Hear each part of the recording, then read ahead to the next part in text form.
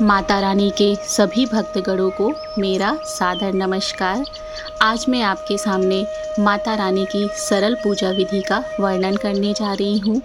आप एक बार इस तरह से कलश स्थापना कर लीजिए, जवारे बो दीजिए, फिर आप आसानी से 9 दिनों तक माता रानी की सेवा कर सकते हैं। इस पूजा विधि और सेवा को बताने में मुझसे कोई भी भूल हुई हो, गलती हुई हो, चूक हुई हो तो उसके लिए माता रानी मुझे माफ़ करें। और यदि आप सभी को जानकारी पसंद आई है तो कृपया मेरे चैनल को लाइक, सब्सक्राइब और शेयर ज़रूर करें। तो चलिए माता रानी की सेवा शुरू करते हैं। सबसे पहले आप एक चौकी पे लाल या फिर पीला वस्त्र बिछा लीजिए। अब यहाँ पर कलश स्थापना के लिए मैंने एक मुट्ठी चावल डाले हैं। यहाँ पर मैं इस चावल से अष्टदल कमल बना रही हूँ।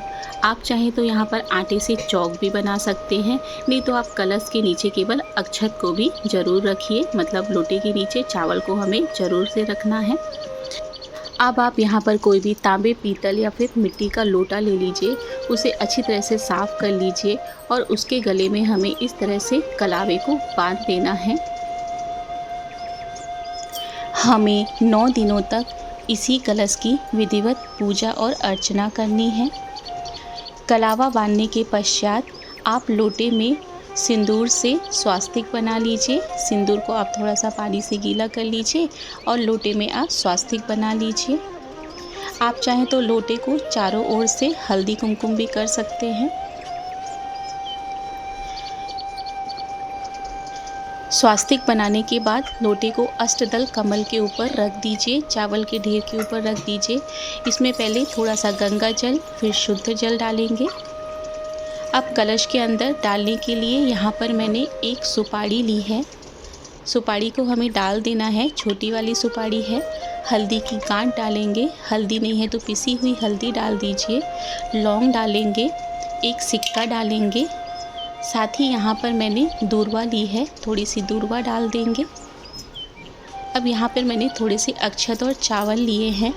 अब यहाँ पर मैंने पंचपल्लव 5 आम के पत्ते लिए हैं। यदि आम के पत्ते नहीं हैं तो आप अशोक के पेड़ के पत्ते या फिर पान के पत्ते ले लीजिए। अब नारियल को इस तरह से कपड़े में लपेटकर या फिर मौली उसके ऊपर बांधकर कलश के ऊपर आप स्थापना कर दीजिए। अब यहाँ पर मैंने थोड़े से अक्षत रखे हैं। अक्षत के ऊपर यहाँ पे मैंने गणेश जी को विराजित किया है। अब हमें थोड़े से अक्षत यहाँ पे भी रख देने हैं। अब यहाँ पर हमें माता रानी को विराजमान कर देना है। आपके पास प्रतिमा है, फ़ोटो है, आप स्थापित कर दीजिए। माता रानी को चूनर ओढ़ा दीजिए और यहाँ पर मैंने माता रानी को माला भी पहना दिया है। अब ज्वारे बोने के लिए यहाँ पर मैंने एक साफ़ प्लेट ले ली है। आप प्लेट में रोली से स्वास्तिक बना लीजिए। दोस्तों, यदि आपको ज्वारे नहीं बोना है तो बिना ज्वारे बोए भी आप माता रानी की सेवा कर सकते हैं। प्लेट को माता रानी के साइड में रख दीजिए। अब ज्वारे के लिए यहाँ पर मैंने एक मिट्टी का पात्र ले लिया है, उसमें साफ़ मिट्टी डाल दी है और उस पात्र में मैंने कलावा भी बांध दिया है। अब उसमें आप इस तरह से जवारों को डाल दीजिए। जवारे डालने के बाद आप ऊपर से मिट्टी से उन्हें ढक दीजिए, जिससे ये बहुत अच्छे से हरे भरे होकर तैयार होंगे। अब इस मिट्टी के पात्र को आप प्लेट के ऊपर रख दीजिए। पूजा के लिए घंटी और एक पात्र में जल भरकर माता रानी के समीप रख लीजिए। अब माता रानी को आप पंच मेवे का भोग जरूर लगाइए। साथ ही आप मिठाई, दूध, खीर, जिस भी चीज़ का भोग लगा रहे हैं माता रानी के समीप रख लीजिए। अब माता रानी के पास थोड़ा सा अक्षत रख लीजिए, उसके ऊपर आप दीपक को स्थापित कर दीजिए। दीपक को आप एक कांच से ज़रूर ढक दीजिए ताकि हवा से ये बुझेगा नहीं। हमने यहाँ पर माता रानी की पूजा की तैयारी कर ली है। अब पूजा शुरू करते हैं।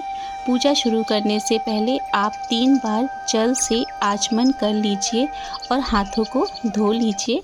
दीपक प्रज्वलित कर अग्नि के आवाहन के पश्चात आप हाथ में थोड़े से अक्षत और फूल ले लीजिए और आपने पूजा के लिए जो भी संकल्प लिया है उसे बोलकर सभी देवी देवतागण और माता रानी का इस पूजा की चौकी पर आवाहन कीजिए।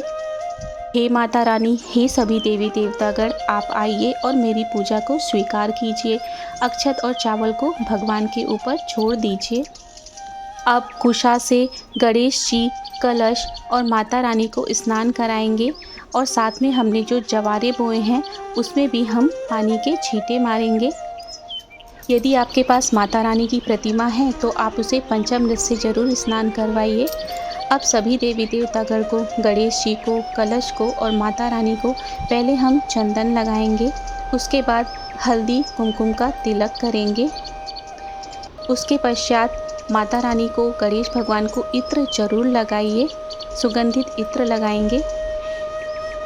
कलश में भी हमें इत्र लगाना है और साथ ही साथ आपने जिसमें ज्वारे बोए हैं आप उसकी भी पूजा करते जाइए।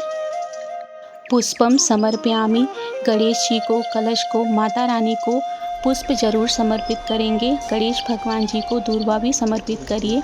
यदि आपके पास लाल रंग का गुड़हल का फूल है तो माता रानी को बहुत पसंद है, जरूर समर्पित करिए। सभी भगवान को कलावा से वस्त्र समर्पित करेंगे। अब यहाँ पर मैंने सुहाग का सामान लिया है, उसमें थोड़े से अक्षत डालकर माता रानी को सुहाग का सामान समर्पित करेंगे। गणेश भगवान को, माता रानी को, कलश को फलम समर्पयामि, फल समर्पित करेंगे। गणेश भगवान को जनेऊ जरूर समर्पित करिए। सभी भगवान को धूप दिखाएंगे। भोग लगाने के लिए भोग में 3 बार जल घुमाएंगे। फिर हाथ में घंटी और जल लेकर मंत्र बोलेंगे। त्वमेव वस्तु गोविंद्यम तुभ्यम समर्पयामि, राम प्रसादी पाऊँ। हे प्रभु जी, आपका दिया हुआ आपको समर्पित है, जो भी रूखा सूखा है उसे ग्रहण कीजिए। उसके पश्चात भोग में फिर से 3 बार जल घुमा देंगे। आप गणेश भगवान को, सभी भगवान को, माता रानी को दक्षिणा समर्पित करेंगे। भोजन के पश्चात तांबूलम समर्पयामि, पान समर्पित करेंगे। माता रानी को रोज़ हवन जरूर करिए। हवन करने के लिए मैंने गोबर के उपले में अग्नि प्रज्वलित कर ली है। अब उसमें 3 बार जल घुमाकर उसमें हल्दी कुमकुम का टीका करेंगे।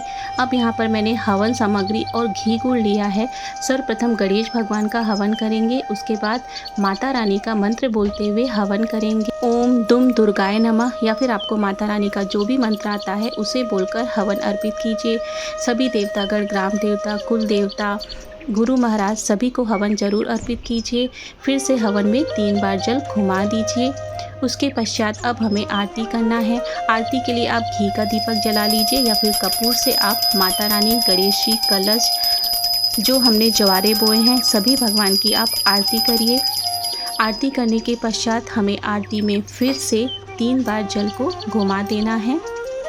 जल घुमाने के पश्चात सभी भगवान को आप आरती दीजिए और स्वयं भी आरती ले लीजिए और अपने सभी परिवारगणों को भी आप आरती जरूर से दे दीजिए।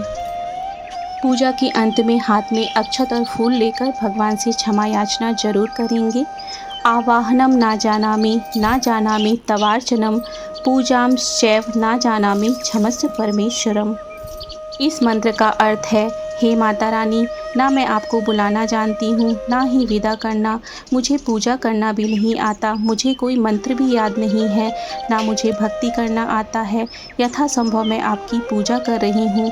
कृपा कर मेरी भूलों को क्षमा कर इस पूजा को पूर्णता प्रदान करें। क्षमा मांगने के पश्चात अक्षत और फूल भगवान को समर्पित कर दीजिए। इस तरह से हमारी प्रथम दिवस की पूजा पूर्ण होती है।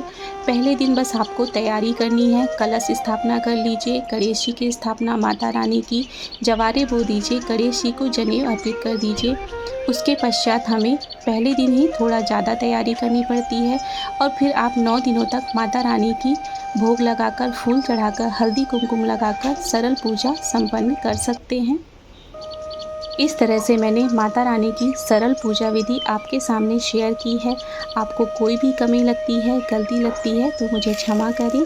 और यदि मेरा वीडियो पसंद आया है तो प्लीज़ मेरे वीडियो को लाइक, सब्सक्राइब और शेयर ज़रूर करें, ताकि इसी तरह से और भी पूजा से संबंधित जानकारी मैं आपको देती रहूं।